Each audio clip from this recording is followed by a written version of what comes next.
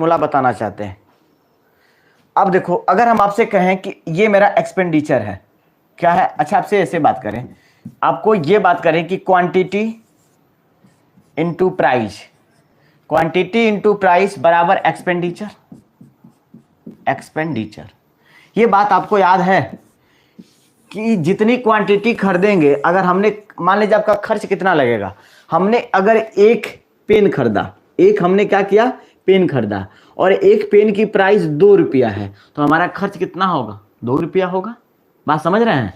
अगर हमने 3 पेन खरीदा, क्या खरीदा, 3 पेन, और एक पेन की प्राइस 4 रुपया है, एक पेन की प्राइस 4 रुपया है, तो मेरा टोटल खर्च कितना होगा, 12 रुपया होगा।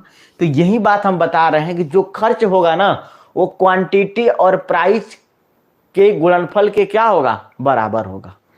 और एक बात और याद रखना, इसमें समझने वाली बात है, अगर हम आपसे ये बोले, अगर क्वांटिटी बढ़ाओगे, आप क्वांटिटी बढ़ाओगे और सोचो कि खर्च हमें क्या करना है, इक्वल रखना है, खर्च बढ़े ना, तो आप क्वांटिटी बढ़ाओगे तो प्राइस को घटाना पड़ेगा। क्वांटिटी बढ़ रहा है, प्राइस घटेगा, तभी जाके एक्सपेंडिचर क्या होगा, बराबर होगा, कम होगा। याद रखना। तो ये याद रखना कि जो क्वांटिटी का डायरेक्ट प्रोपोर्शनल होता है कौन सी, एक्सपेंडिचर, और प्राइस का भी डायरेक्ट प्रोपोर्शनल होता है एक्सपेंडिचर। इस बात को याद रखना। अगर प्राइस बढ़ा दिए आप, ठीक है, ये देखो, एक किसी एक को आपको कम करना पड़ेगा, तभी जाकर आपका मेकअप होगा। अगर प्राइस को बढ़ाते हो तो क्वांटिटी को क्या करना पड़ेगा, कम करना पड़ेगा, तभी आपका एक्सपेंडिचर कम होगा। ठीक है। अगर आप क्वांटिटी बढ़ा देते हो तो प्राइस को कम करना होगा, तब आपका एक्सपेंडिचर कम होगा। अगर मान लो एक्सपेंडिचर को कम करना है तो क्या करना होगा, एक्सपेंडिचर, अगर प्राइस को कम, कहा एक्सपेंडिचर को कम करना है, तो इनमें से किसी में से एक का मान क्या करना पड़ेगा, कम करना पड़ेगा। तो ये बातें आप याद रखना। ठीक है, ये फार्मूला भी आपने लिख लिया। अब देखो, अब हम आपसे पूछे यहाँ पे कि क्या यहाँ पे एमएफ अप्लाई हो सकता है, तो आप बोलोगे डायरेक्टली हो जाएगा बाबू, क्योंकि देखो क्यू और पी गुणनफल है किसका, एक्सपेंडिचर का। हमने बोला है जहां दो से अधिक गुणनफल आ जाए वहां पे एमएफ हमारा अप्लाई हो जाएगा। ठीक है, हमने आपको बताया था कि यहाँ पे 2 मेथड होगा। पहला मेथड हम क्या करेंगे बाबू, पहले हमने जो परसेंटेज वाला मेथड बताया था उस पे लेकर चलते हैं आपको। ठीक है, जैसे मान लीजिए आपको कह रहा है कि चीनी की कीमत, कीमत मतलब प्राइस, प्राइस कितना दिया है बाबू, तो प्राइस हमारा 16.2/3%। क्या आ रहा है, बढ़ रहा है ना, ये इंक्रीज कर रहा है। 16.2/3 का परसेंटेज वैल्यू कितना होता है, तो आप बोलोगे सर 1/6 होता है।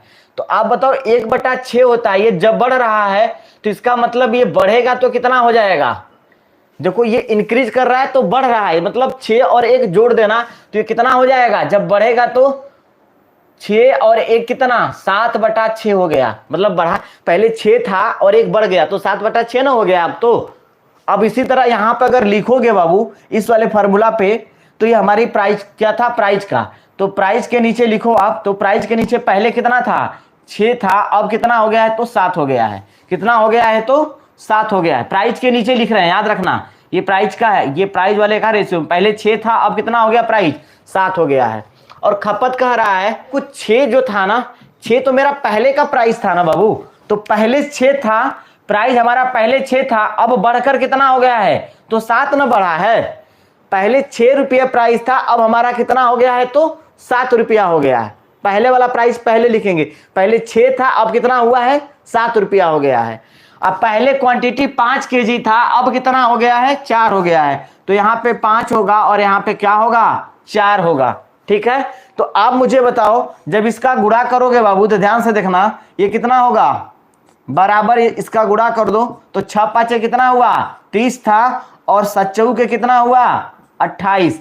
तो ये बात बताओ, जो ये पहले 30 रुपया खर्च होता था, अब उसका 28 रुपया खर्च हो रहा है, तो खर्च में कमी ना हुआ है, खर्च कम ना हो गया। अरे भाई पहले 30 रुपया वो खर्च करता था, अब 28 रुपया खर्च कर रहा है, इसका मतलब खर्च में उसके क्या हुआ है, कमी हुआ है। तो क्या बोलते हैं, तो खर्च में प्रतिशत परिवर्तन बराबर, खर्च में प्रतिशत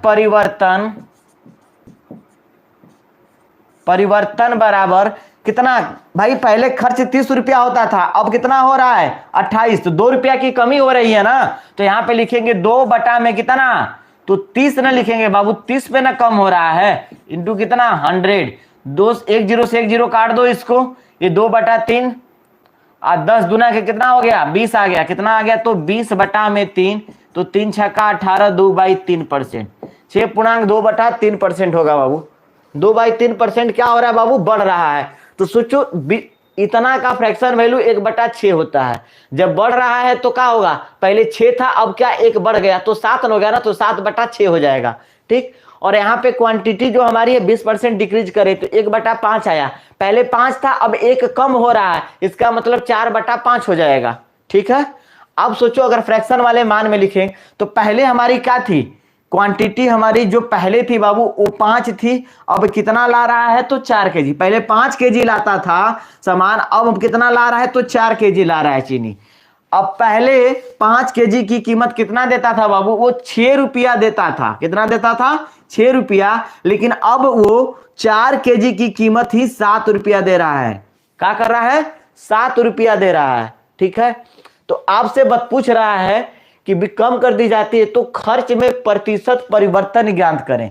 तो सोचो पहले उसका खर्च 30 रुपया हुआ करता था, अब खर्च कितना हो रहा है तो 28 रुपया हो रहा है। इसका मतलब 2 रुपया उसका खर्च क्या हो गया, कम न हो गया, खर्च में कमी न हो गया भाई 2 रुपये का। तो खर्च में प्रतिशत परिवर्तन बराबर कितना है तो 2 रुपया का कमी हुआ है। तो 2 रुपया किस पे कम हुआ है तो 30 रुपया पे ना कम हुआ है बाबू। तो 2/30 गुणे 100, 1 0 से 1 0 कटा दे, 10 दुना के 20/3 आया, भाग देंगे तो 6.2/3%। ठीक है, यहाँ पे शॉर्ट में लिखेंगे हम Q इंटू पी बराबर किसके होता है तो एक्सपेंडिचर के, एक्सपेंडिचर बराबर Q इंटू पी। ठीक है, एक्सपेंडिचर बराबर क्वांटिटी इंटू प्राइस। अगर हम यहाँ पे MF लगाना चाहें बाबू तो क्या लिखेंगे, MF ई लिख देंगे, एक्सपेंडिचर को हमने AXP कर दिया, MF बराबर यहाँ पे क्या होगा तो MFQ मल्टीप्लाई क्या होगा बाबू तो MFP हो जाएगा, प्राइस हो जाएगा। कोई दिक्कत है यहाँ तक किसी को? अब मुझे बताओ अगर प्राइस हमारा बढ़ रहा है, अब सोचो ये सब वैल्यू को हम मिटा रहे हैं, ये यहां तक की वैल्यू को हम मिटा रहे हैं, समझना, फिर से आपको बता दे रहे हैं, ये 1/6 का मान होता है, 1/6, 1/6 निकल गया, ये बढ़ रहा है, प्राइस हमारा बढ़ रहा है, इसका मतलब MF पॉजिटिव निकलेगा। तो यहां से क्या लिख देंगे बाबू, MF पॉजिटिव P मतलब प्राइस कितना हो जाएगा 6, एक कितना हो गया तो 7/6। ठीक है, और यहां से बाबू क्या लिखेंगे इसका फ्रैक्शन वैल्यू तो 1/5 लिखेंगे। तो आप बताओ ये घट रहा है ना 20%, क्वांटिटी घट रही है, इसका मतलब क्या हुआ MF निगेटिव आएगा हमारा, MF निगेटिव Q लिख देंगे यहाँ पे। तो देखो 5 था 1 कम हो रहा है, इसका मतलब कि 4 कितना हो गया 5 हो गया। अब इसी मान को यहाँ पे रख दो, तो MFQ कितना दिया है, MFQ हमारा कितना दिया है तो 4/5, और MFP कितना दिया है बाबू तो 7/6, 7/6। अब इसका गुणा करो, 7 के कितना होगा तो बोलो 28 बटा में 6 5 30 आ गया। अब सोचो ये मेरा क्या मिला तो MF एक्सपेंडिचर बराबर क्या मिला बाबू तो 28/30। ये हमने आपको बोला है कि न्यू एक्सपेंडिचर है, ये न्यू एक्सपेंडिचर है। ठीक है, और ये हमारा क्या है बाबू तो ओल्ड एक्सपेंडिचर है, ओ मतलब ओल्ड एक्सपेंडिचर एंड मतलब न्यू एक्सपेंडिचर। तो सोचो पहले खर्च 30 रुपया था अब 28 रुपया हो रहा है, इसका मतलब खर्च में 2% की क्या होगी कमी हो गई है। तो परसेंटेज परिवर्तन क्या होगा, परसेंटेज परिवर्तन खर्च में परसेंटेज परिवर्तन क्या निकल के आया, खर्च में परसेंटेज परिवर्तन बराबर क्या कितने का बाबू, ये 30 था ये 2 हो गया, तो 2 माइनस हो रहा है ना बाबू, 2 का क्या हो रहा है कमी हो रहा है, इसका मतलब 2 ले लेंगे, किस पे कमी हो रहा है तो 30 पे, इंटू परसेंटेज का मतलब 100, 1 0 से 1 0 काट दिए, कितना 20/3 बराबर 6.2/3% की कमी होगी। क्या होगी तो कमी होगा,